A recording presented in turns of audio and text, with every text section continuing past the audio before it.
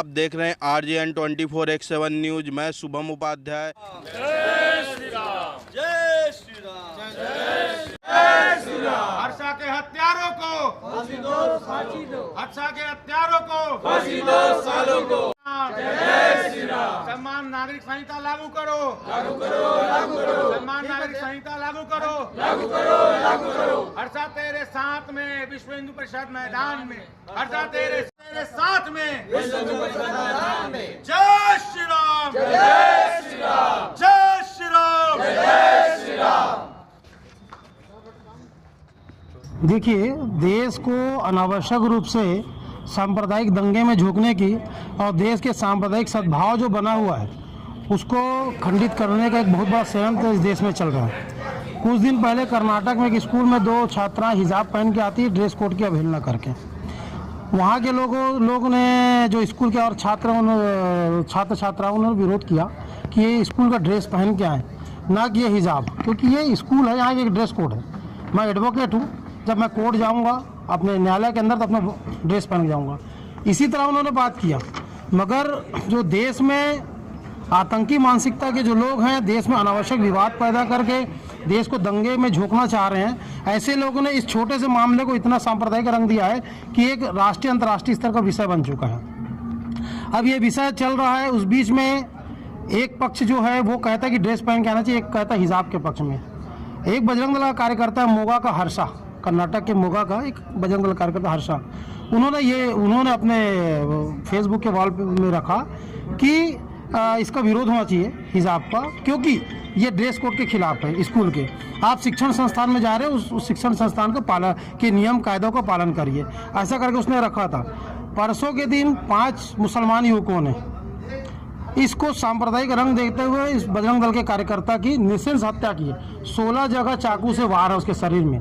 उसकी आप जब मृत शरीर को देखोगे तो आप देख नहीं पाओगे। देखिए, देश को अनावश्यक रूप से सांप्रदायिक दंगे में झोंकने की और देश के सांप्रदायिक सद्भाव जो बना हुआ है उसको खंडित करने का एक बहुत बड़ा षड्यंत्र इस देश में चल रहा है। कुछ दिन पहले कर्नाटक में एक स्कूल में 2 छात्राएं हिजाब पहन के आती ड्रेस कोड की अवहेलना करके। वहाँ के लोगों ने जो स्कूल के और छात्र छात्राओं ने विरोध किया कि ये स्कूल का ड्रेस पहन के आए, ना कि ये हिजाब, क्योंकि ये स्कूल है, यहाँ एक ड्रेस कोड है। मैं एडवोकेट हूँ, जब मैं कोर्ट जाऊँगा अपने न्यायालय के अंदर तो अपना ड्रेस पहन के जाऊँगा।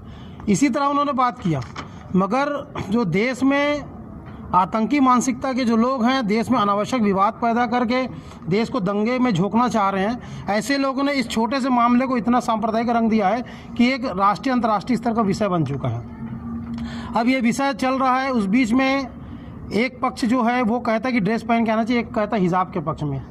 एक बजरंग दल का कार्यकर्ता है मोगा का हर्षा, कर्नाटक के मोगा का एक बजरंग दल कार्यकर्ता हर्षा, उन्होंने अपने फेसबुक के वॉल में रखा कि इसका विरोध होना चाहिए हिजाब का, क्योंकि ये ड्रेस कोड के खिलाफ है स्कूल के।